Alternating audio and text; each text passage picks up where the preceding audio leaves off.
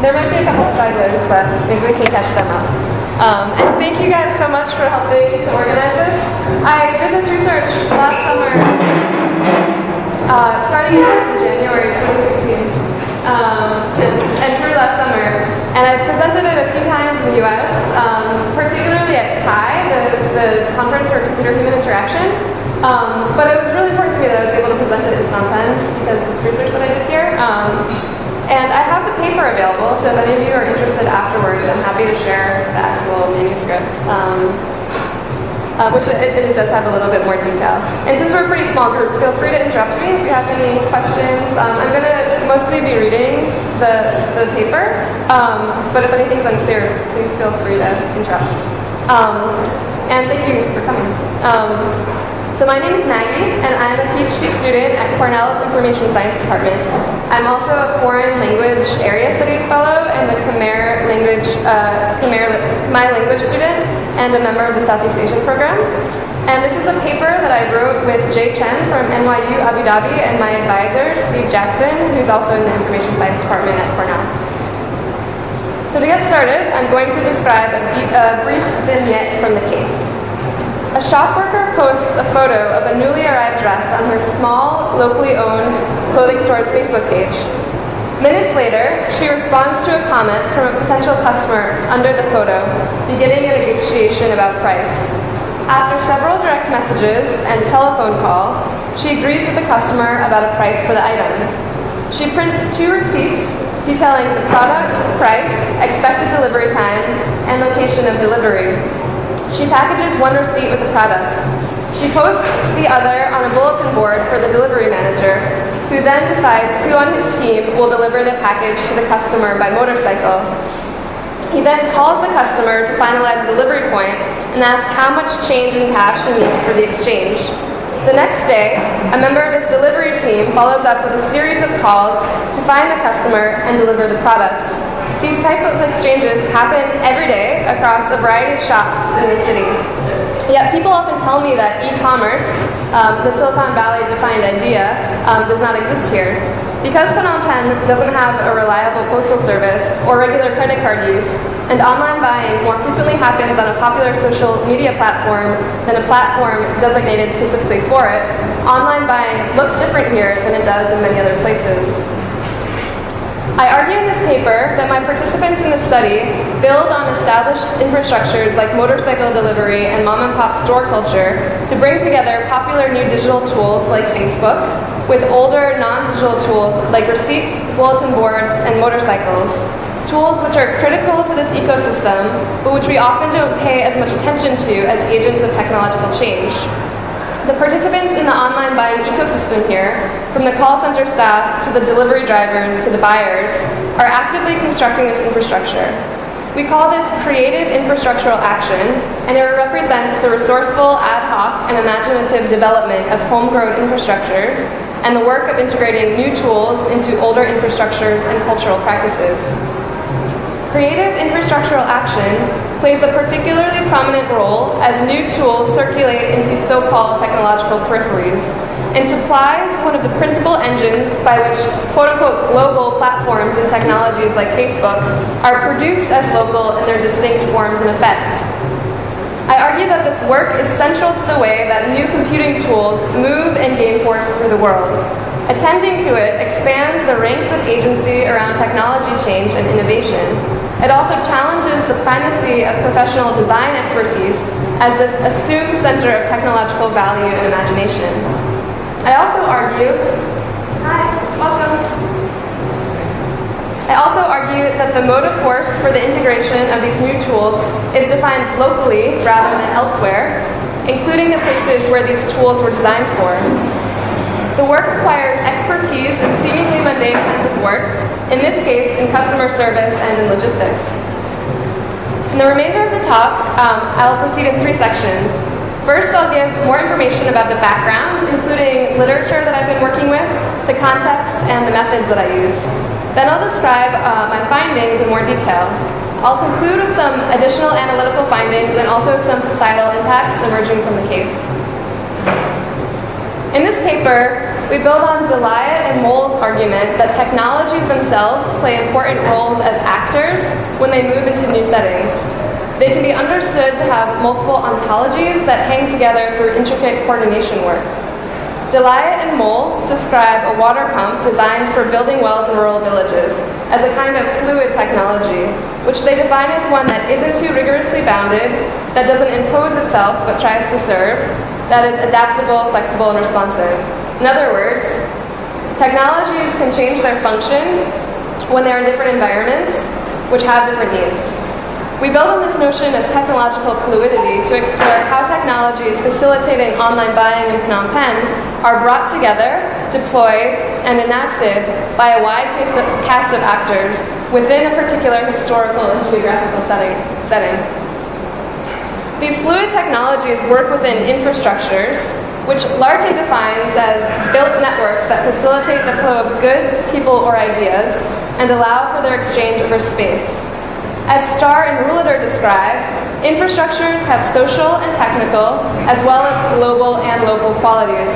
Infrastructures are embedded within cultures, build on historically accrued installed bases, and are invisible until breakdown. They require work, or infrastructuring, to be made effective in the world. Nguyen's concept of infrastructural action has called attention to the ways in which hacking practices in Vietnam are deployed to bridge technology users in peripheries to centers. Scholars have shown how work can become more exploitative and dangerous for workers as it moves online. For example, Arami and Silverman describe how the labor that powers crowdsourcing, things like Amazon Chirp, often goes overlooked. Similarly, other scholars have shown how logistics workers, such as truckers, now have more digital work to do, which not only often go unrecognized as new parts of their jobs, but also lead to increased corporate surveillance, often with some troubling consequences. Digital labor is a key part of the online buying ecosystem in Phnom Penh. The creative action which we describe relies on new kinds of logistical and customer service work, which have both physical and digital components. These new forms of work, we argue, are drivers of technological change in this context, but often go unrecognized as such. Some scholars are actively responding and providing alternatives to the new risks and jobs brought on by digitization. Some scholar activists have suggested new ways to think about the internet, which could alleviate the rampant exploitation through platform monopolies and the perils of the sharing economy for workers. One approach is called platform cooperativism, defined by Schultz as cloning the technological heart of online platforms and putting the internet to work with a cooperative model, one that puts workers, owners, communities, and cities in a kind of solidarity that leads to political power. This theory has led to new ideas for a fairer way to share profits emerging from the new internet, particularly sharing platforms. Others have also encouraged a greater role of legal regulation to support fair cooperative models for new internet economies. So, bridging all of these different bodies of literature, I argue that the forms of digital and logistical work are key parts of the online buying ecosystem in Phnom Penh, and the expertise of these workers is critical to the construction of the ecosystem. These new tools, old tools, shopkeepers, call center staff, delivery drivers, and consumers are all actively building the online buying infrastructure that appeals to and works in this particular context. They engage in creative infrastructural action, resourceful work that makes a new tool work within the context of older tools and infrastructures in an environment. This online buying socio-technical system does not have a clear designer to point to as the innovator, and instead the diffused creative infrastructural action of all these laborers has led to its development. Recognizing this distributed innovation, we argue, has important consequences for how and where we look for drivers of technological change. In this case, the creative infrastructural action is located squarely in this particular context and puts at the forefront the way things work in Phnom Penh. The shopkeepers or buyers in developing this ecosystem do not take as a given that Cambodia is a technological peripheral setting, nor is the primary effect of this infrastructural action to bridge the distance to technological centers. Rather, the online buying ecosystem takes the rules of the local context as self-evident, in other words, the normal way of working, and are central to the workings of this ecosystem. The network I describe here, though it recently introduced a new online tool, demonstrates more continuity than discontinuity when compared with older forms of commerce. The use of this new tool also supports and strengthens new local relationships through increased communication between consumers and call center staff and delivery drivers by Facebook and phone. This increased communication, however, comes at the cost of displacing some conventional face-to-face communication between shopkeepers and consumers and the physical experience of shopping. So the current conditions of Cambodia play a large role in new digital business here. The country's economy is steadily growing. According to the World Bank, growth rates hover around 7%. Much of this growth has been driven by the garment industry, tourism, and construction, which are each heavily influenced by foreign direct investment. In 2016, Cambodia was upgraded by the World Bank to a middle-low-income country from a low-income country. The growth in GDP, though, doesn't necessarily lead to better quality of life for many Cambodians, and inequality is high. And as many of you know, Phnom Penh is growing quickly as the country continues to urbanize, particularly due to migrant workers coming from the provinces to work in the garment and construction industries. There are also about 50,000 expatriates living in Phnom Penh from a variety of countries, including Europe, the US, Korea, Japan, and China, and they help to shape the economy and gentrification in the city. In the past 4 years, Cambodia's relation to media and digital tools has begun to change dramatically. Internet penetration, either through computers or more frequently through internet-enabled mobile phones, grew from 7% to 45% between 2013 and 2017, though many of my participants suggest these numbers might be really higher. At the forefront of this change in growth are Cambodian young people who are less than 30, defined as less than 30, who make up a large majority of the Cambodian population today at about 65%. Another notable feature of internet usage in Cambodia is the extreme popularity of Facebook.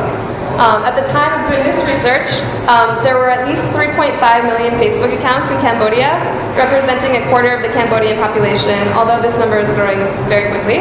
As one of our informants put it, in Cambodia, Facebook is king.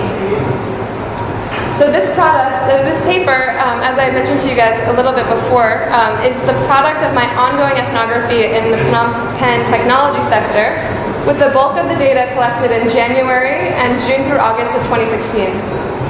I conducted over 30 interviews with Cambodian shop owners turned e-commerce entrepreneurs, online shoppers, call center staff, and delivery drivers, and engaged in many more informal conversation with Cambodian youth about online buying. I also analyzed a lot of the shop's Facebook pages. The business owners interviewed ran shops selling goods ranging from plants, food, second-hand items to clothes, cosmetics, and fashion accessories. In addition, I conducted participant observation in shops and participated in trips with delivery drivers. Many of our interviewees were educated urban young people under 30. Customers for online buying, however, come from a range of socioeconomic classes. However, I do want to note that this study does not represent the perspectives of many Cambodians, particularly the rural and the elderly. The cases I describe here are a mix of the various shop owners I interviewed, and I will try not to identify any by name for their privacy and anonymity. So online shopping arrangements in Cambodia come in two principal forms.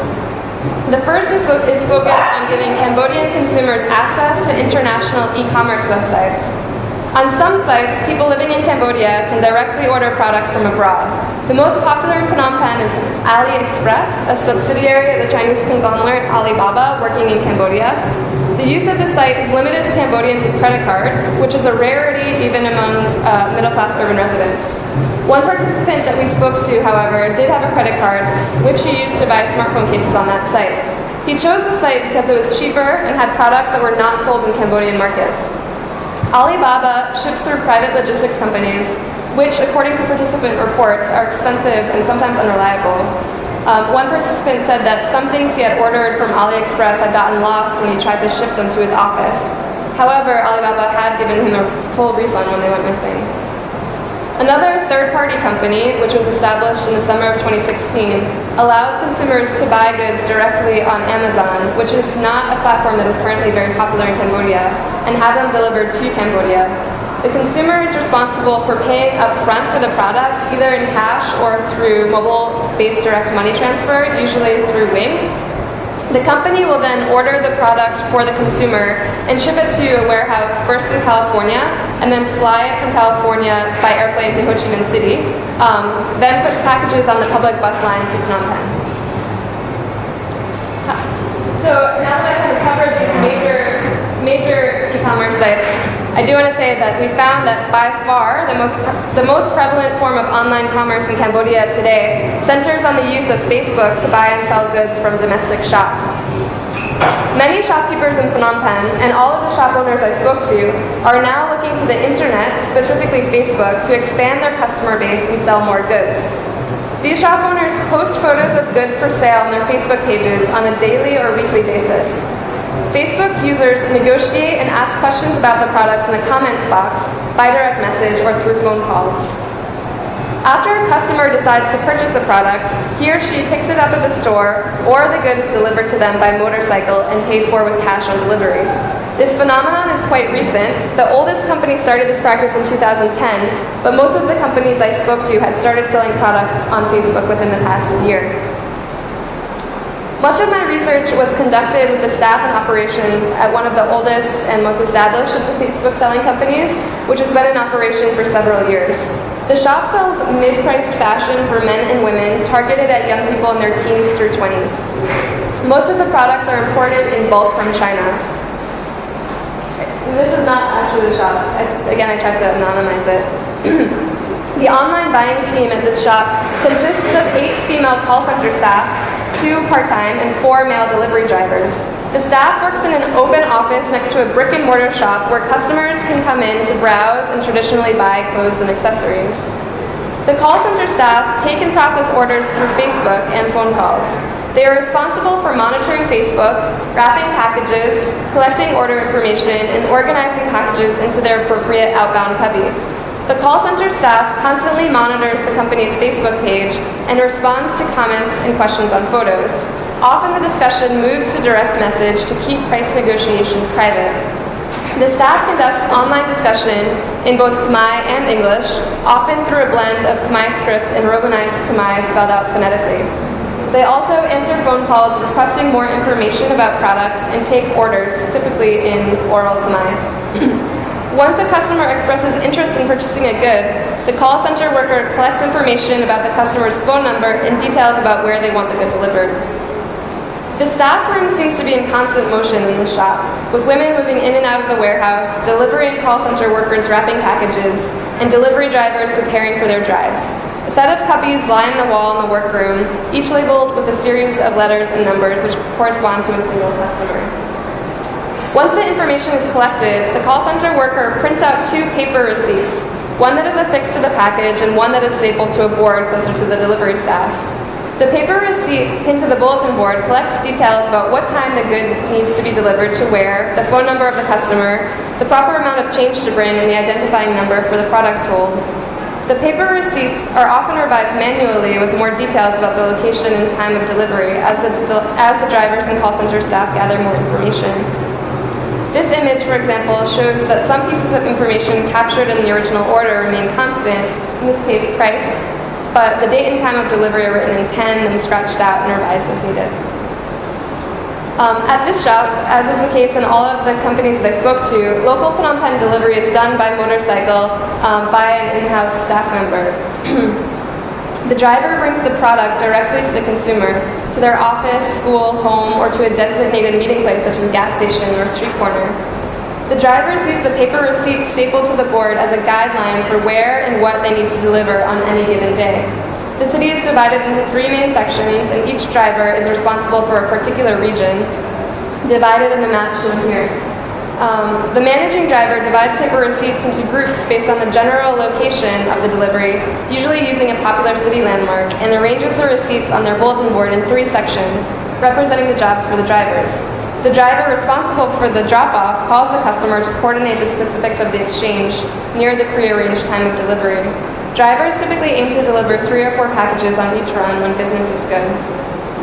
The delivery process requires detailed knowledge about driving and the city geography.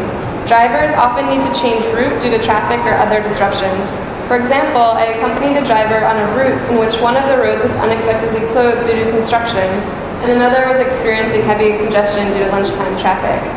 The driver was able to reroute based on his knowledge of the city. To deliver to the provinces, the delivery drivers coordinate either with a taxi line or with the public bus service. They typically drop off goods at the public bus station in the city center near Central Market. The delivery driver drops the goods with the person who runs the ticket counter, who then gives the goods to the bus driver to load into the bus. Then the bus driver transports goods to the closest bus station to the consumer on his normal route. The customers then either pick up the product at the bus station or another taxi drives the product to their homes. Sometimes consumers live in such remote locations that the only way to get products to them from Phnom Penh is by taxi. During these exchanges, the package is labeled with the telephone number of the consumer and the selling store, as well as the location of the exchange. Whenever products are sold remotely in the provinces like this, which was actually quite a small group of the purchases that I overall saw, customers would pay upfront using Wing or another mobile money platform. Many Phnom Penh youth we interviewed have experienced buying things on Facebook this way. They most frequently cite buying clothing, cosmetics, and fashion accessories. The young people I interviewed were generally satisfied with their buying experiences, especially with the perceived convenience and time savings that the buying model allowed. Some consumers think that they can find fashionable products available on Facebook that they are not able to find in Phnom Penh markets because they are imported from foreign countries. Some think that they can find cheaper products using Facebook than they can find in markets, although many also found that products were cheaper in markets.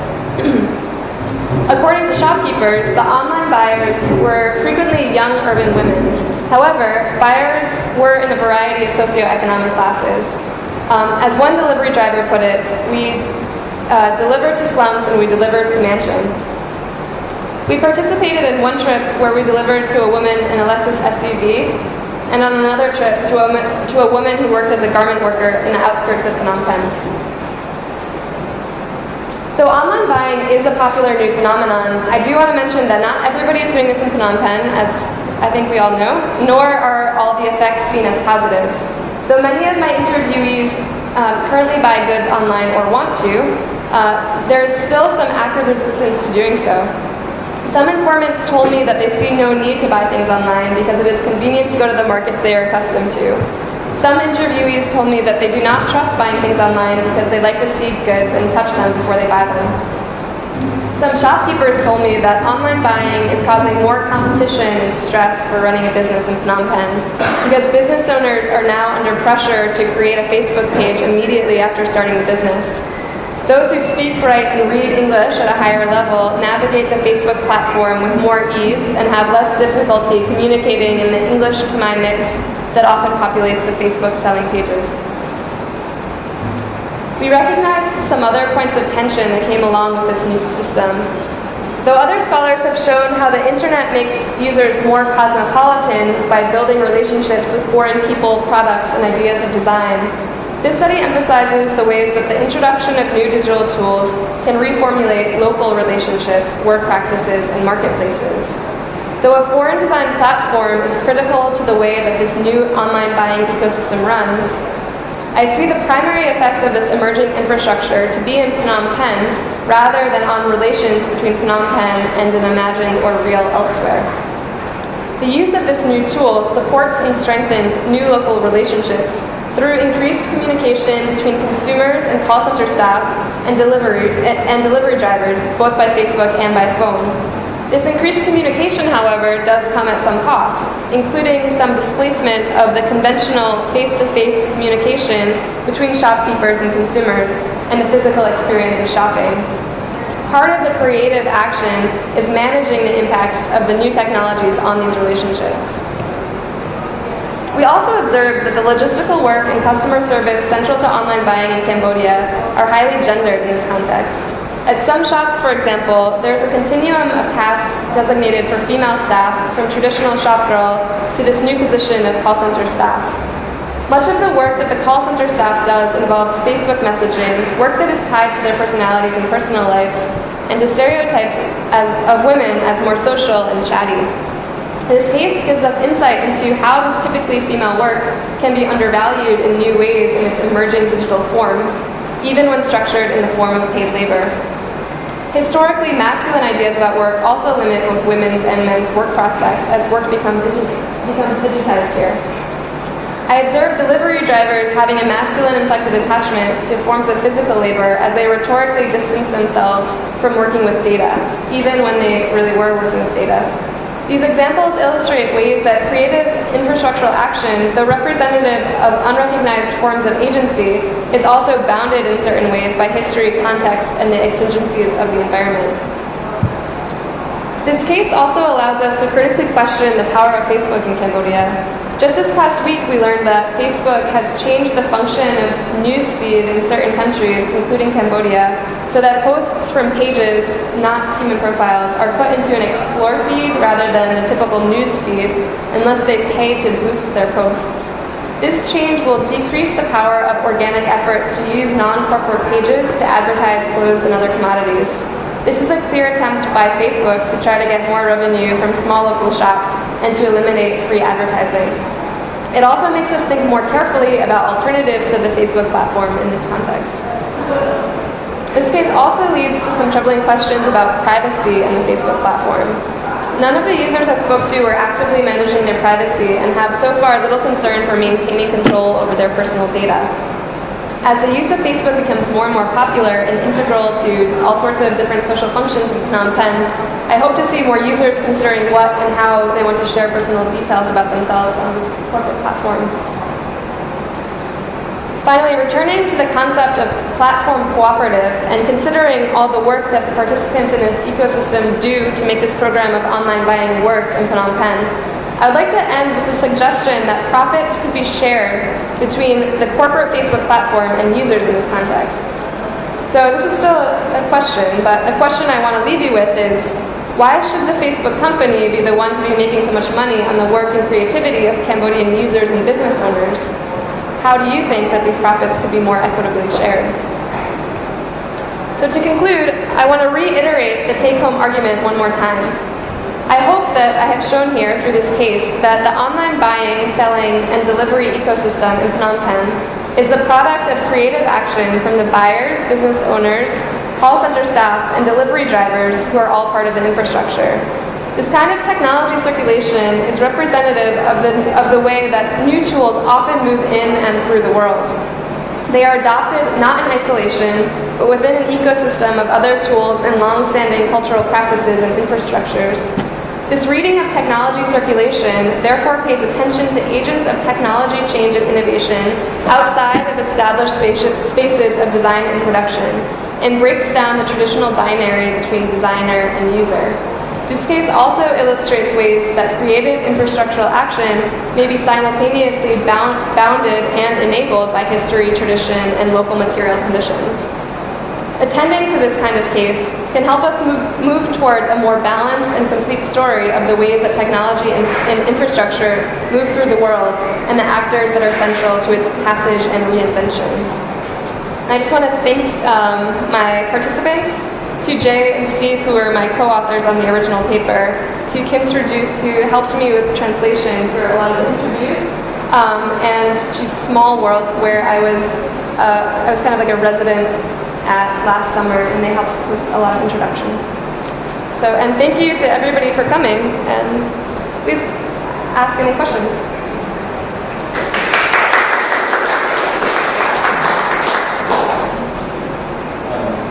Question to people, when people find out about this research, when people find out let me rephrase that. Are there people who are surprised to find out that this is taking place, that this sort of creative infrastructure action is happening, and people are solving a lot of these problems? And who's surprised by it? Yeah, well, I guess so to give this a little more context, so I presented this at Human-Computer Interaction, which this year was held in Denver, and I would say the majority of people there were working on problems of computing and design in Euro-American contexts. And the majority of research that's done on low-income countries is mostly about information and communication technology for development initiatives. And I guess this paper is really a response to that in many ways, because the question is not how do we design for places, but instead how are places using technology in lots of different ways, kind of in these organic and homegrown approaches. That's interesting because these are like digital cats that people are solving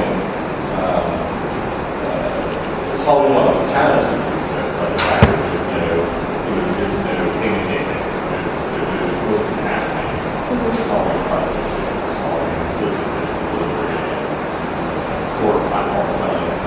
Without kind of, and it's kind of remarkable. My other question is, have you heard any feedback so far about the Facebook change? We've had a lot of negative reaction just in a week. Yeah, I mean, it just happened so recently, so I'm not sure what's going to happen. I also, in my Cambodian network, I've seen a lot of uproar, particularly for NGOs. I think that it's going to negatively impact both NGOs and small shops, the ones who are a lot less likely to have a budget for boosting posts. But like larger shops and larger NGOs will just pay to advertise. But I think I don't know. I personally think that it's a problem that should be. People should be protesting somehow. I think it's definitely disadvantaging smaller players. Do you think Facebook is specifically noticed that people were not paying for stuff and decided that they should? Yeah, I do. I mean, I don't have any. I don't have any evidence for that, but just like noticing how much free advertising was going on, I think that it's pretty clear, especially looking at the countries that they selected for the trial. They're all countries that are doing a lot of social media online buying. Yeah, so I think it is definitely a trial.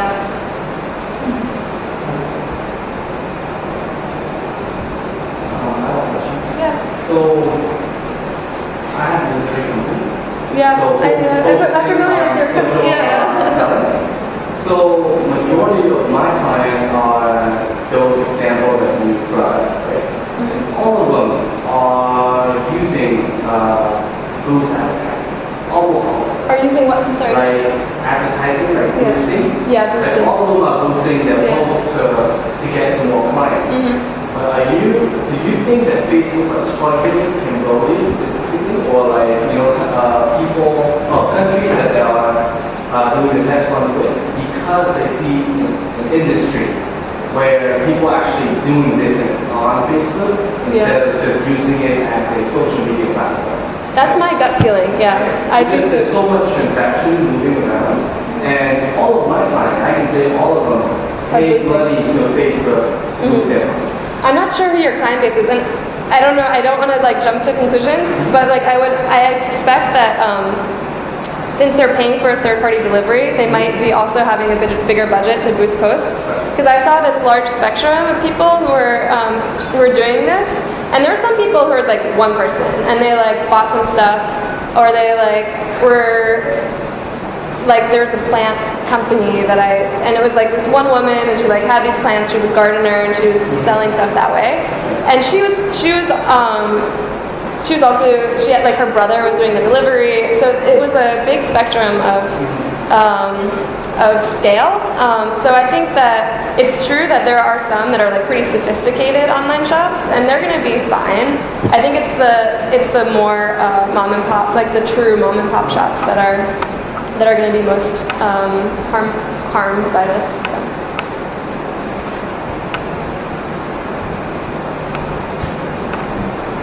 Any other questions? I'm interested in knowing your take on that Facebook is one of many recent changes that's happened since we started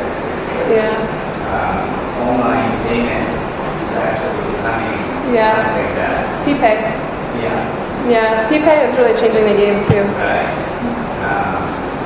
And the whole like consultation Yep. is changing. Yeah. So how do you feel? What's your take on how these people, the actors, are adapting these new changes? Yeah. And how would that change the whole landscape of technology? It's a little bit hard because I haven't done systematic interviewing since 2016, so this is a little bit dated empirically. I think the argument still stands, and I have no doubt that people are adapting in all different sorts of interesting ways. I have noticed that I think that one thing that is going to change that's pretty significant is the amount of people who are using electronic money is really going up at a pretty dramatic rate. So that's going to change the cash on delivery component. However, that being said, I still know that in other interviewing that I've done, not related to this project, but everything else, many more people tell me that they are on Facebook than that they are using the internet overall. So Facebook as a platform is still so dominant that I don't see, and there's still so much Facebook advertising. So I don't see this phenomenon going away in some form anytime soon. But the fact that you think that Facebook is still, or it sounds as if Facebook is still more dominant than the internet, the smaller mom-and-pop shops that can't pay to boost their posts, do you think that there's any chance that they can survive when they're trying to culminate like organic clientele through their own, either different social media or through their own, like websites or personal pages or something along those lines? Yeah, it's at this point it's speculation. I have seen a couple of calls. I was just like on my own Facebook feed, like people I know who are doing this, saying that they're going to try Instagram, which I think is kind of interesting because it's pushing people to the new platform. But it's also owned by Facebook. Yeah, I don't know. I think that they are still they're family-friend networks too. So I think because of that, I think you're right, the personal page might have a push here.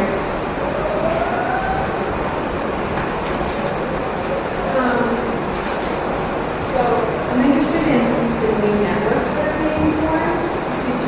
And so this is like kind of two parts.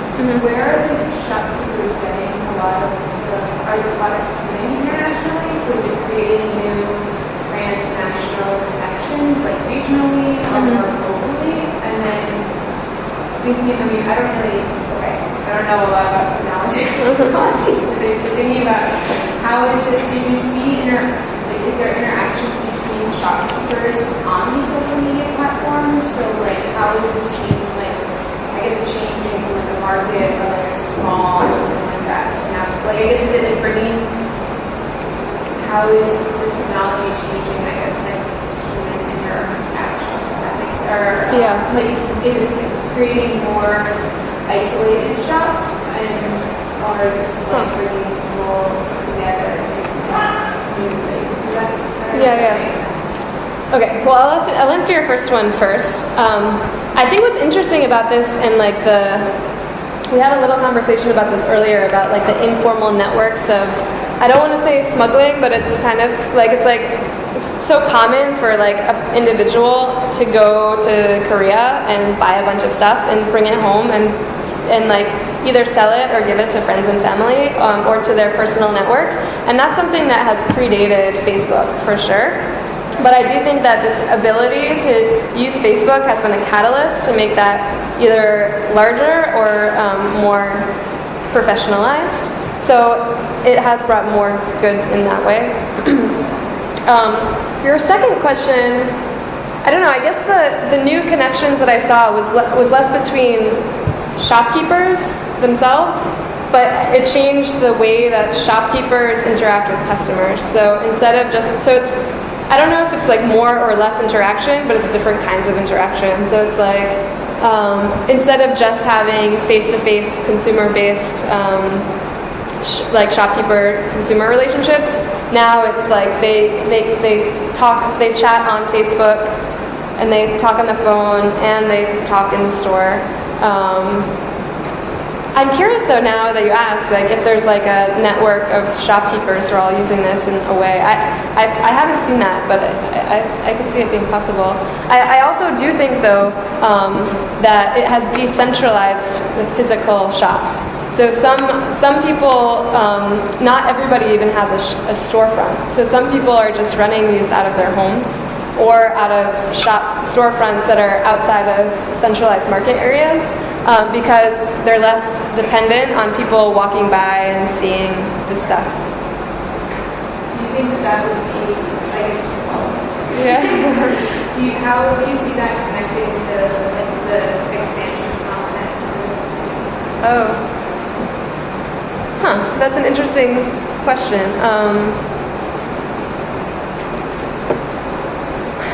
I think it's hard because I think it's possible that means that there will be more retailers based in more peripheral areas. But I still think that because this is still a segment of the population and not the full population, I think that given the growth of Phnom Penh, there would be brick and mortar markets being developed in peripheral areas anyway. And I think this kind of, it's probably just another catalyst for expansion of that.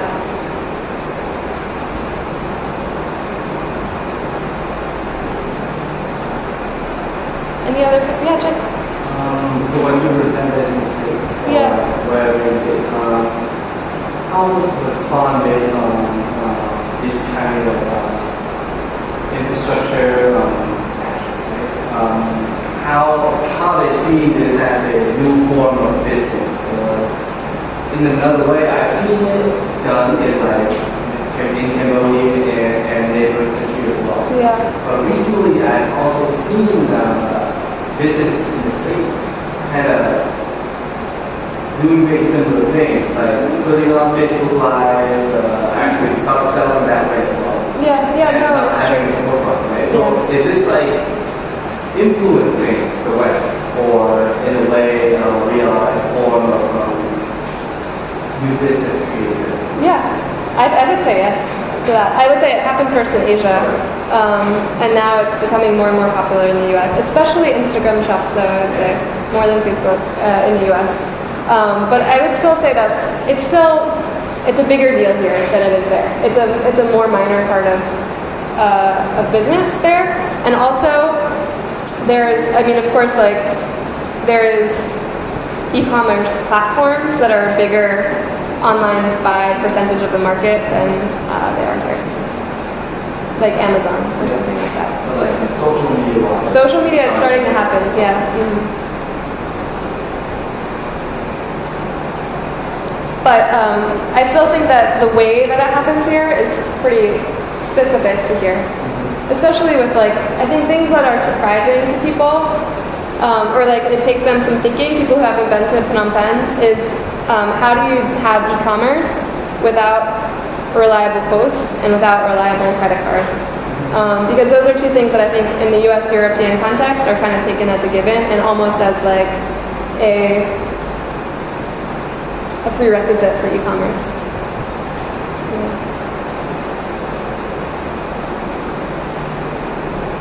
Any other questions?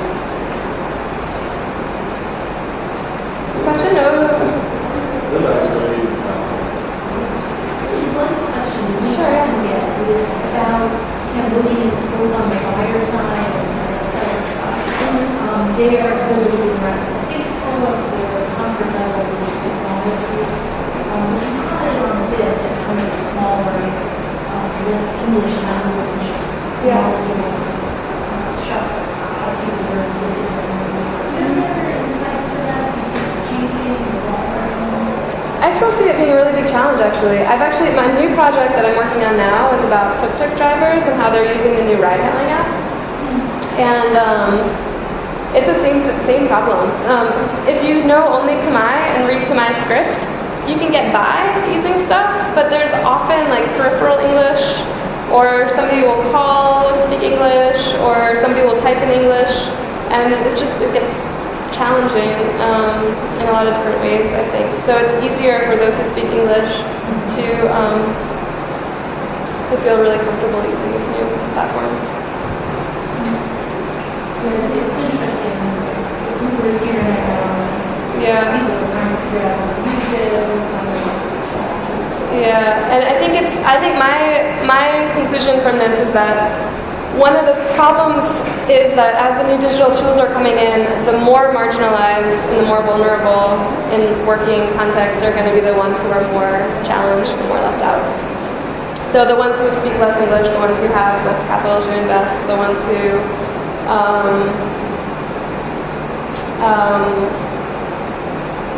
I guess those are the primary things. They're going to be the ones who find it more difficult to adapt. Who will be within tuk-tuks are going to be in the car? Yeah, there are a lot of new challenges for tuk-tuk drivers now. Yeah. Actually, yeah, it's a work in progress still. But I presented it last week, and there's some debate about like, oh, will tuk-tuk drivers go away forever? And I don't know. I mean, I think it's possible. I think the resistance is what's interesting, though, and how people are kind of fighting back against the new ride-hailing apps through their informal groups and their unions. It's a startup capital thing too, isn't it? Because when we get to the ride-hailing apps, we have money to invest in the community. Yeah. Take all these people fast. Exactly. Exactly. Yeah, exactly. That's a huge challenge.